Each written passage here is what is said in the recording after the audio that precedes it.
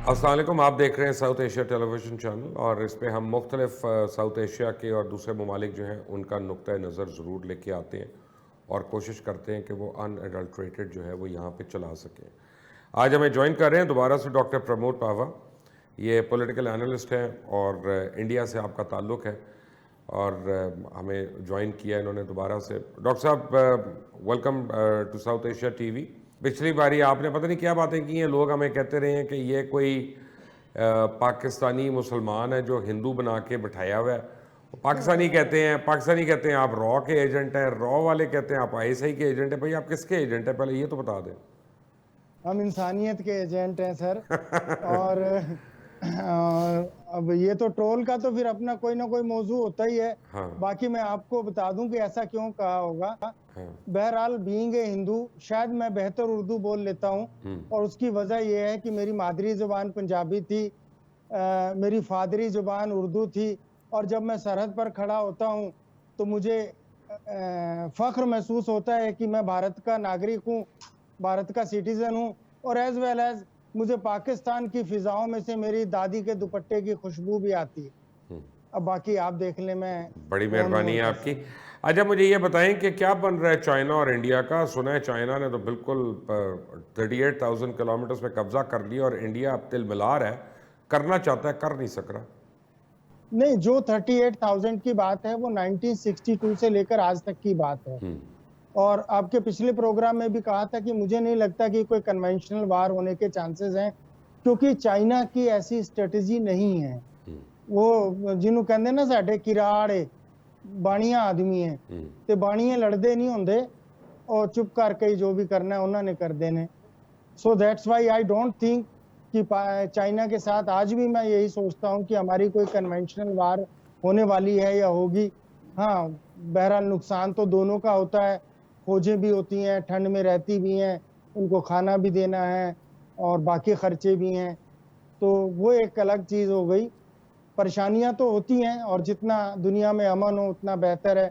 हम तो अमन के खैर ख्वाह हैं। अच्छा ये क्या वजह है कि नेपाल वो आपसे नाराज़ है, श्रीलंका आपसे दुखी है, भूटान भी आंखें दिखा रहा है, बांग्लादेश अब मिलता नहीं है, पाकिस्तान से तो वैसी नहीं बनती आपकी, चाइना के साथ आपकी फ़ौजें सरहद पे हैं, तो ऐसा क्या मसला है कि आपका हर हमसाया जो है वो हिंदुस्तान से दुखी है।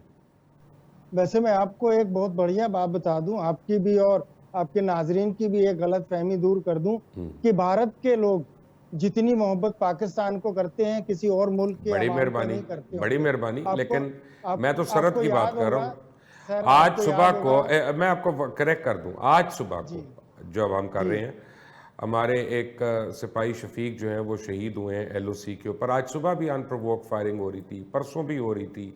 अब बंद कर देना इन चीज़ों को, नहीं अच्छा। देखें देखें सर, जहां तक ये एलओसी और पर जो फायरिंग वाली बात है, ये हमारे अवाम के लिए सबसे बड़ा कंफ्यूजन है। क्योंकि आप कहते हैं कि इंडिया ने एग्रीगेशन किया है, ज़ाहिरियत दिखा रहे हैं, और हम लोग कहते हैं कि पाकिस्तानी आदमी ज़ाहिरियत दिखा रही है और वहां की फौजें हमारे सिविलियंस के ऊपर अच्छा बमबार्ड थोड़ा करती सा हैं या फ़र्क है ना गोलियां पावा चलाती जी, हैं। थोड़ा सा फ़र्क है। आप ऊंचाई पे हैं, हम नीचे बैठे हैं, तो जारियत कौन दिखाएगा।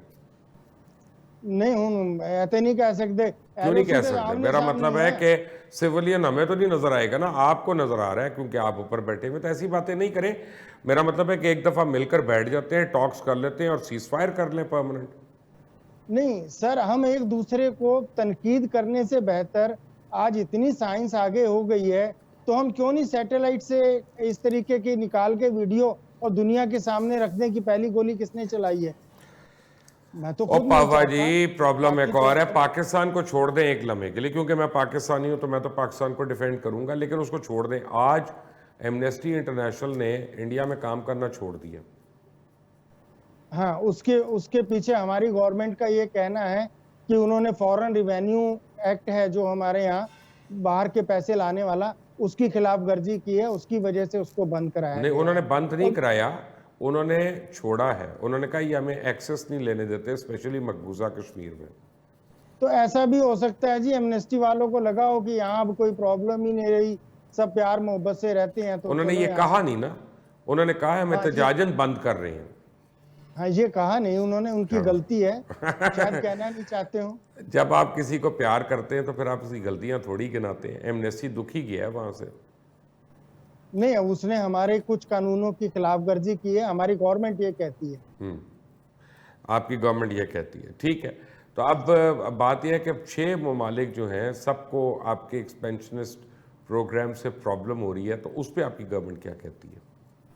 सर, उसके लिए अगर आप प्रैक्टिकल बात करें तो सबसे बड़ी प्रॉब्लम क्रिएट करके गए थे 1947 में जो हमारे अंग्रेज हजरात थे, कंपनी बहादुर, क्योंकि उससे पहले वो इस पूरे एरिया पर काबिज थे। आपको याद हो कि म्यांमार भी हिंदुस्तान का हिस्सा होता था।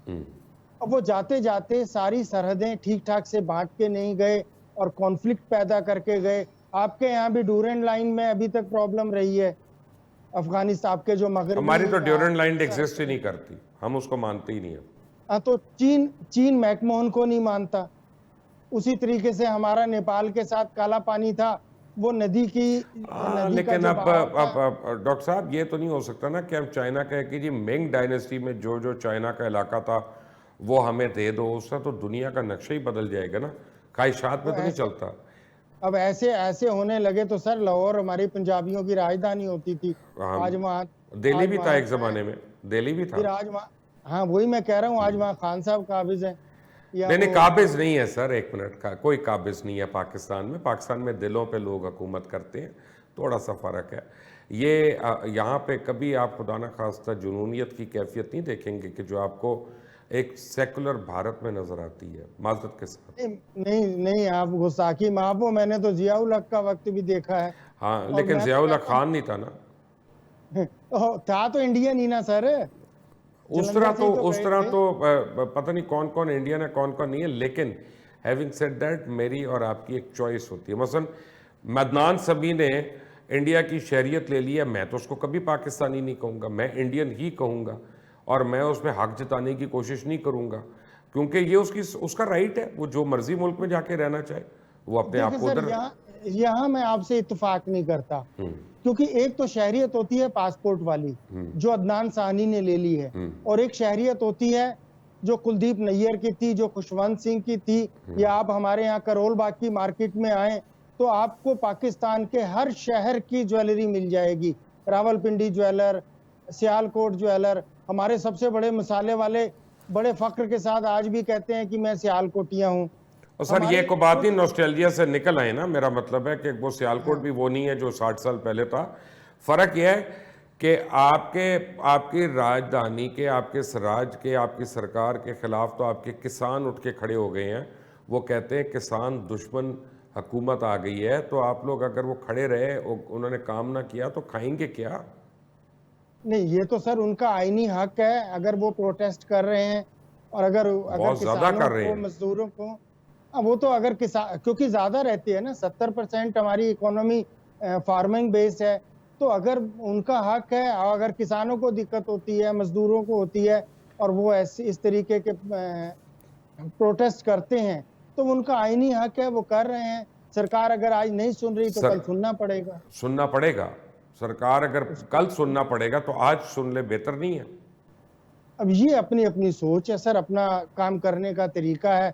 कई लोग अल पाकिस्तान लिखते होते थे, बड़ा फख्र महसूस करते थे, और कई पाकिस्तान कह के फख्र नहीं, महसूस मैं जब करते हैं। उर्दू में कहता हूँ तो मैं पाकिस्तान कहता हूँ, जब मैंने अरबी में कहना होता है तो मैं अल पाकिस्तान कहूँगा। देखिए जुबान का फ़र्क है, लेकिन बात हो रही है कि बिल ऐसा क्या दे दिया मोदी जी ने कि सारे के सारे किसान उठ के खड़े हो गए। देखिए, जहां तक मैं जानता हूं सर, ये बिल आज नहीं तो कल आपके यहाँ भी आएगा। और है क्या? ये आप ये समझे, आप IMF की वजह से है या वर्ल्ड बैंक की वजह से है, इसमें उन्होंने एक रास्ता खोल दिया है कि जितने भी बड़ी कंपनियां हैं वो सारी कंपनियां कॉन्ट्रैक्ट पर ले सकती हैं किसानों के खेत। तो आप ऐसा समझे जैसा अंग्रेजों के जमाने में, मेरा ख्याल है, यहाँ मैं थोड़ा सा अपनी गवर्नमेंट के साथ इतराफ है मेरा, मैं इत्तेफाक नहीं रखता उनके बिल से, तो मेरा सोचना यही है कि जैसा अंग्रेजों ने कभी नील की खेती कराई थी, शायद ऐसा ना हो जाए। इसी डर की वजह से किसान प्रोटेस्ट कर रहे हैं। और हमारे यहाँ खेती की जो जमीनें हैं वो बहुत छोटी छोटी काश्त हैं, बड़ी काश्त नहीं है। हमारे यहाँ औसत काश्त 4 मुरब्बा, 5 मुरब्बा या 8 मुरब्बे की है, इससे ज्यादा बड़ी काश्तें हमारे यहाँ नहीं है। ये काफ़ी बड़ी है, 8 मुरब्बे का बड़ी ज़मीन होती है, कोई छोटी ज़मीन नहीं है। आप मुरब्बे को एकड़ में गुने तो कितना गिनते हैं? एक 25 एकड़ जो है वो 1 मुरब्बा होता है। नहीं तो फिर मैं गलती कर रहा हूँ, मैं 8 एकड़ की बात कर रहा आज 8 एकड़ की बात कर रहे हैं, ठीक है। हूँ। बहुत छोटी काश्त है हमारे यहाँ। अच्छा, और तो उसमें अब भी पंजाब क्या लगता है पंजाब एंड में सोल्यूशन क्या होना है इसका? सर अगर डेमोक्रेसी है तो पब्लिक के सामने तो बड़े बड़े शहंशाह झुके हैं। कोई भी सरकारें क्या होती हैं, सरकारों की क्या वैल्यू होती है। तो कहीं तो ना कहीं अब तो आके बड़ा धचका compromise लग करना रहा है पड़ेगा। डॉक्टर साहब, बिन वजूहात की वजह से, जो आज एमनेस्टी इंटरनेशनल ने कह दिया, जो किसान उठ खड़े हैं, अब आप सलामती काउंसिल के मुस्तकिल रुकन बनने के लिए बड़ी प्रॉब्लम्स है आपके लिए। नहीं बनेंगे तो एक नया सलामती काउंसिल बना लेंगे। अच्छा, ऐसा उसमें भी तो कौन हो कौन सकता होगा? है। क्योंकि हमसाया ममालिक तो नहीं होंगे आपके, और कौन होगा? नहीं नहीं, जैसे आप तुर्की के साथ मिलकर और वो बाकी हमसाया तो नहीं है ना हमारा। मलेशिया के साथ मिलकर बना लेंगे तो हो सकता है इंडिया भी चाइना के साथ हमने या ये किसी अभी के साथ बनाया मिलकर नहीं है। हम वाइडर एक पाकिस्तान के लिए हम ऑप्शंस को ओपन रखते हैं, लेकिन हम ऐसा सलामती ऐसा काउंसिल से, हम सलामती काउंसिल की रिस्पेक्ट करते हैं।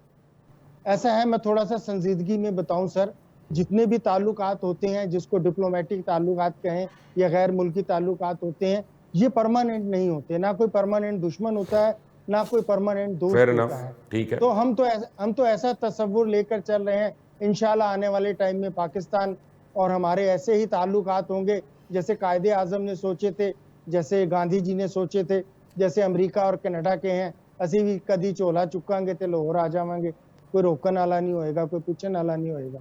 ते ਤੁਹਾਡਾ भी खैर मकदम दिल्ली ਜਦੋਂ मर्जी आओ, ਤੁਹਾਡਾ घर है, we will welcome you as a brother.